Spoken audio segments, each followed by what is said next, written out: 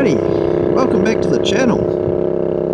So, didn't get out yesterday. We finished our mods on the bike, but it was bucketing down with rain. Today is cleared and it is a beautiful day, so I thought I'd get out and test them. So we'll start with the mods. For those of you that have been watching, you'll have a fair idea of what I've done. For those of you that haven't, you just tuned into this video. We've done a clutch modification. I've got a video out on that where we remove the shutter rings and the small clutch plate and replace them with a larger clutch plate and put heavy duty springs in, give the clutch a bit more bite, make it slightly, ever so slightly heavier, but hopefully prevent it from the premature burning out. We have put a titanium exhaust system on this, along with a tuned ESC and a high flow air filter, and we've put EBC brake pads front and rear.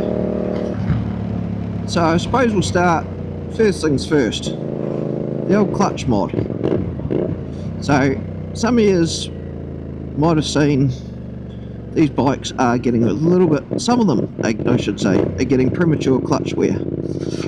So what's happening is the clutches are quite light in them, the springs are very light in them, and if they're not adjusted bang on perfectly, the clutch plates aren't getting the pressure they need on them, they are slipping ever so slightly, generating heat. It's a self-fulfilling prophecy and they fail. So we've replaced the clutch plates, we've removed the small one closest to the basket and the shutter rings and replaced it with a wider one, and we'll put heavier duty springs in.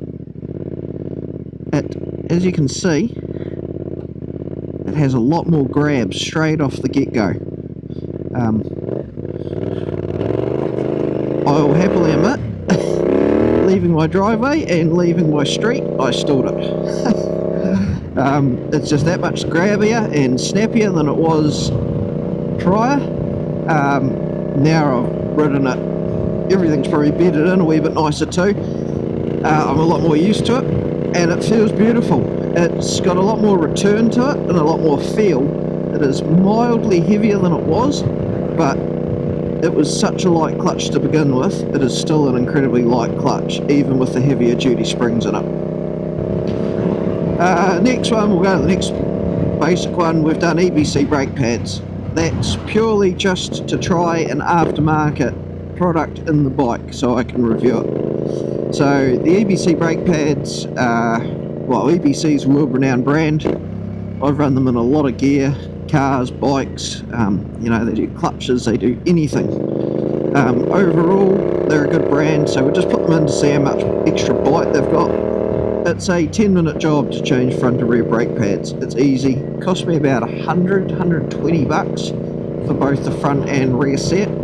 That was just from one of my go-to bike stores. I didn't search for the best price or anything, which I probably should have. It was more just the bike was on the stand, I'll get them here by the weekend, I'll whack them in, job's good. So far, I don't have a ton of feel through them. They're getting better the more I ride it. So that's just their new, beautiful view.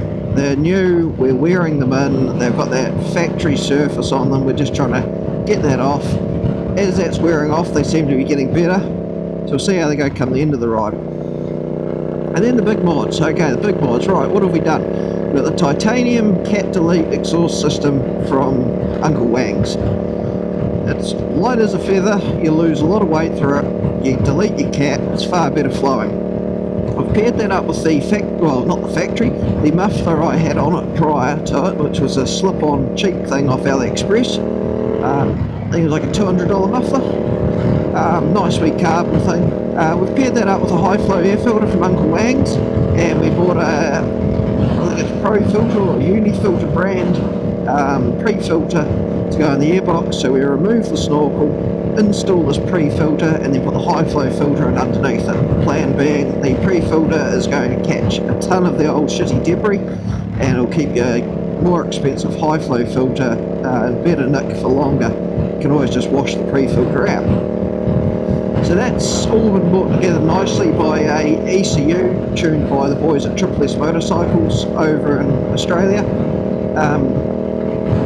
I've paid full price for everything on this bike. I haven't been sponsored, I haven't been given it to demo, so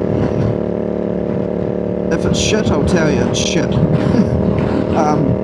I've gone for the 2.5, version 2.5 tune, which is set up to run with your high flow air intake system and your free flow exhaust system is the best way to sum it up.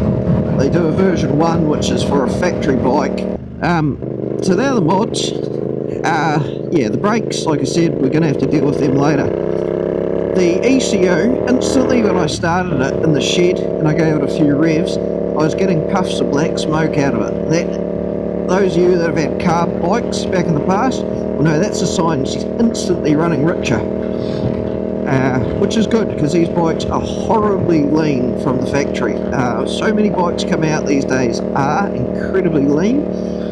The point of that being is they're trying to meet these emission standards. This is a 2025 model, so it's a Euro 5 plus.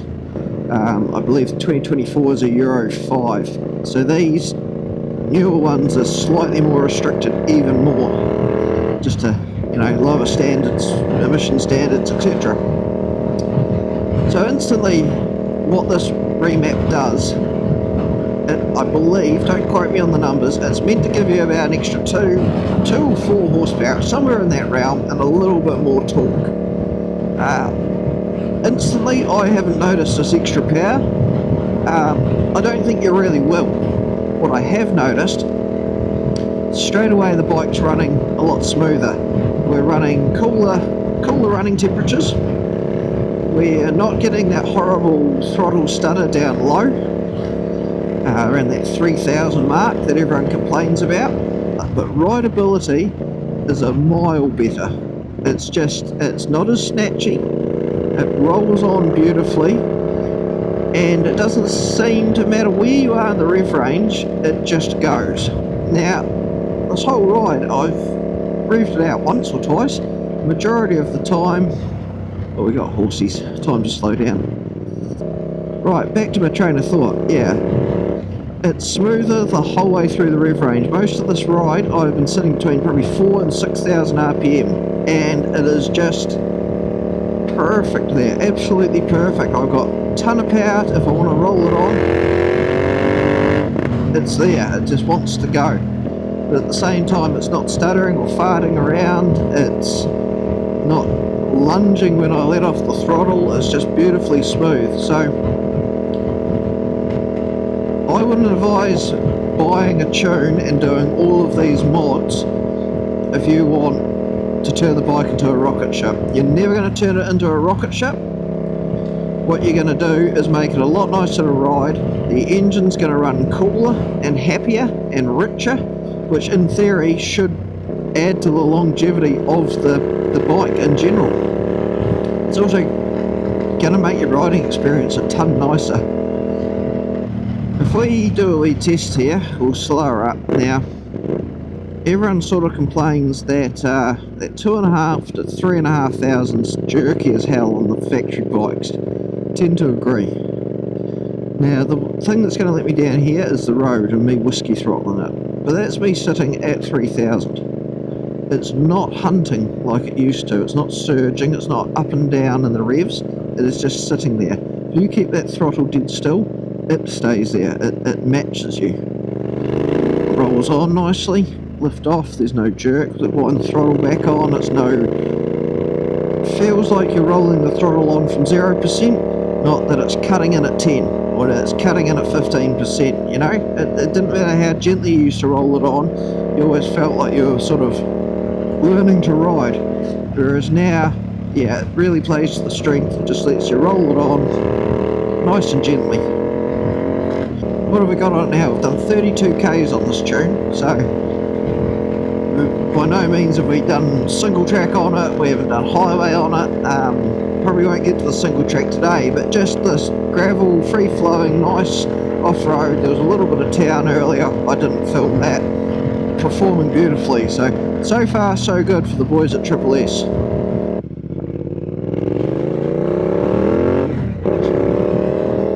I suppose now's as good a time as any. So yeah, 6,000 second gear.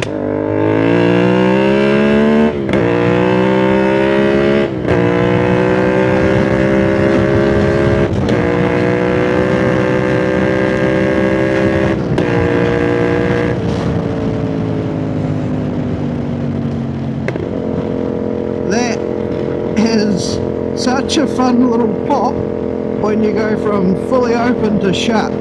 Every gear change, it's just bang, bang, bang. I'm going to suggest that's from it running a little bit rich. I noticed this morning when I was warming it up, the way the sun was shining down, it was actually almost shining down the arse end of the muffler, and you can see little spits of fuel coming out of it. So obviously I've opened the exhaust up a lot more, but yeah, that's it running richer, especially at that low down. But the fact she's going up, up, up through every gear is making me definitely think, yeah, they've definitely richened it up. And look at that, we just flogged it through to 9,000, I think it's changed in there. What did it get to? 74, 75 degrees. Starting to get a little bit of feel through that front brake. It's not bad. I must say I've changed the lever position. Short we fell, small we hands, dialed the levers in a bit closer.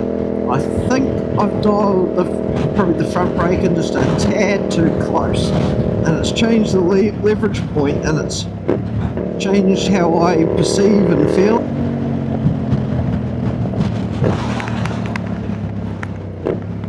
This thing, I'm merrily just cruising along here, and you look at the speedo and it says like 100. Yeah, really? You haven't revved it out or anything to get there, you just, you know, accelerated and all of a sudden 100. That's that mid-range in this tune. It's just, they've designed it, or to me it feels like they've designed it to really ride from 3 to 7. Like, it's gonna go, and it's going to go right through till she can't go no more, and it's going to pull that highway through. To me it feels like they've dialed in that 3 to 7,000 mark, and they've got it good. They've dialed it in beautifully. I have no doubt this is how CFMOTO would have built the bike if it wasn't for emission standards. If she was a free-for-all, they'd have done this. They'd have tuned it like this. That whole, the throttle's shit in a CFMOTO. That's not a CFMOTO problem. That's a time and money problem. You want a cheap bike that comes out quickly, you're going to have to sacrifice a couple of things. You would be putting so much R&D into getting that tuned in to meet your emission standards and ride beautifully that they just can't. Not for the price point that they want to be selling this bike at. But at the price point they're selling it at, I wouldn't be upset to buy this and then even just go and buy the factory flash tune, which I think is about 250 bucks. That's for your factory airbox, factory exhaust, and all they do is just flash it to run a bit nicer. I haven't ridden that tune, I can't speak for it, but if it changes the bike to ride in any way, shape or form like this one is now, then what's that, 10,250 bucks. I was going to do a flyby, set her up on the side of the road and do a flyby, but that camera's gone dead. I was only expecting a quick wee ride, so I haven't brought my spare batteries with me, so I'm now just relying on the old Action 5 on the chin there. We're going to do a long-term review about these mods anyway. I mean, you got the initial impressions of them, but we'll review everything again in a few videos times. You know, what sort of fuel mileage am I getting out of it now? I'm not riding flat out everywhere because I love the sound, but okay, it may take a few more videos than that before I stop doing that. How are these brakes bedded in? Do I think the performance is worth the change? How's that pre-filter going? You know, how much crap is it catching and how little is getting through to the high flow. You know, we're going to go back and look at all of that stuff over time. So if you're sitting on the fence about these mods and this initial impression hasn't, what would I say, convinced you, or, you know, told you what you need to know, then we're not leaving it that. The next couple of months we're going to just keep chipping away at it, seeing how we find the fuel economy. Is the exhaust holding up? What's the titanium looking like? It's a horribly light material, it's quite thin, make sure it's not dinting. All of those wee things, you know, the air filters, the brakes. Am I sick of that noise yet? Not bloody likely. We'll see how that muffler goes. It's cheap. Well, it's cheap, but it's not cheap. It's mid-range. It's cheap compared to Acro or anything along those lines, but you could still go buy a $70 can off AliExpress. That's like a $200 can. So we'll see how she holds up. So far, I've got to say, boys at S Motorcycles, unless this thing blows up, you've got to run in mint. I'm pretty impressed. Hope you've all enjoyed the video. Hope it's been of some use with the reviewing of the mods. And you've enjoyed some of the scenic sights of coastal Otago. There'll be oh, Mr. Whippy. There'll be plenty more to come. A lot going on in the village today.